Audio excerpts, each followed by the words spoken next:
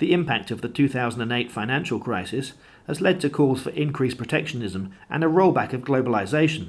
But Professor Pankaj Ghemawat of the IESE Business School in Barcelona says such moves are counterproductive, and what is needed instead is a new approach to cross-border integration. The author of World 3.0, Global Prosperity and How to Achieve It, Ghemawat has set out to tackle deeply entrenched, but, he argues, incorrect assumptions about globalisation. When we look at the cross-border interactions that do take place, a lot of them tend to occur between countries that are relatively close to each other, geographically, culturally, politically, etc. The world is far less globalised than is widely believed, he says, arguing that new approaches to integration can open up flows of people, goods and ideas that will maximise benefits for all. Speaking to reporter Maura Fogarty, he explained that both regulation and integration can coexist and complement each other. There are several different ways in which people look at the world. What I call World 1.0 is the kind of worldview that treats national borders as basically impermeable and international interactions as very, very limited. At the other end of the spectrum, we have World 2.0, which is the kind of view that treats national borders as totally permeable and international integration as more or less complete. And what I argue, on the basis of data, which seems to be somewhat novel in this field of discussion, is that we live in a world in which both the barriers between countries and the interactions that occur across them are significant and need to be taken into account. You also talk about the issue of polarization in the debate, and that right now it's an issue of binary choice, especially when it comes to market regulation. And yet you also propose that there is space within that to expand, to have more choices in the discussion.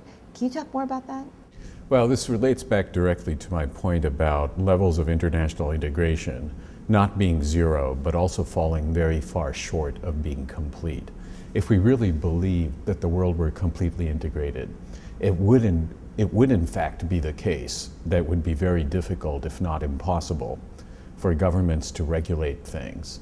It's precisely because the levels of cross-border integration are relatively limited, 10 to 20% for many kinds of variables, that we have both the opportunity to achieve additional gains through additional integration and the possibility of controlling the undesirable side effects that do happen to an extent that would not be feasible if levels of integration were much closer to being complete.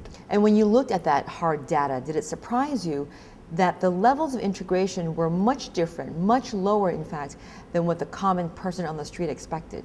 The way I usually try and get people to start to understand the basic thrust of my book is by asking them to guess what the levels of cross-border integration of various kinds of things that could either happen within national borders or across national borders are. So for instance, cross-border telephone calls as a percentage of all the voice calling minutes in the world. When I ask my students this, I get answers in the range of 40, 50, 60%. The correct answer is 2%. Why is there this misperception as compared to the hard data? I think first of all, globalization is one of these topics that we all think we know something about from our personal lives, so we feel very comfortable holding forth without looking at the data. And so I don't think it's too much of an exaggeration to say that much of the debate about globalization occurs in a data-free zone, and to which my point would be to quote Daniel Moynihan and suggest that while everybody's entitled to their opinions, they're not entitled to their own facts, and it is useful to start with the facts. Second, I think that there's a component of wanting to believe that goes beyond the data, or there's a component of fear. So if you're a young MBA student soldiering through those classes, what could be more seductive than to be told once you've mastered these cases, you'll be fully equipped to tackle business problems all around the world? Similarly, I think that exaggerated discussions about the transformational effects of technology and belief that technology instantly obliterates cultural and political differences make it very easy to sell oneself a view of the world in which borders don't matter. And what's interesting is that while the internet is the current sort of avatar of this technology that's supposed to dissolve all borders, this has been going on for a long time. So David Livingstone in the 1850s talked about the railroad, the steamship, and the telegraph making Africa one with the world. Henry Ford was, of course, preoccupied with the wireless and the airplane making the world one.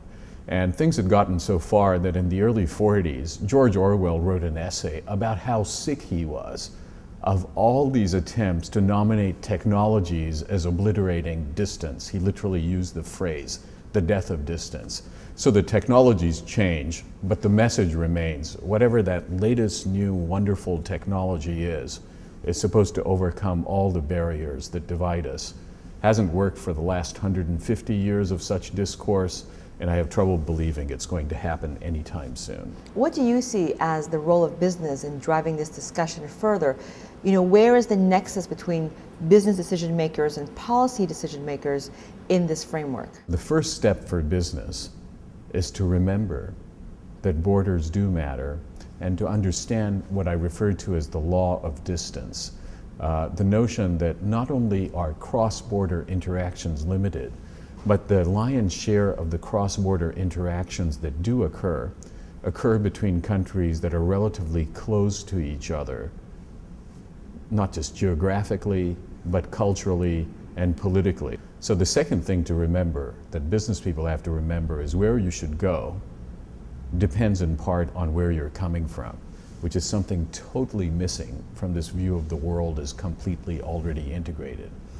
And third, business people need to think not just about what they do close to home, but especially as they venture farther afield, because as businesses mature, they often do have to venture farther afield. They have to not just recognize the differences, but they have to think creatively about strategies for dealing with those differences. So there is a very clear action agenda for business, but it all starts with the realization about what kind of world we're really living in.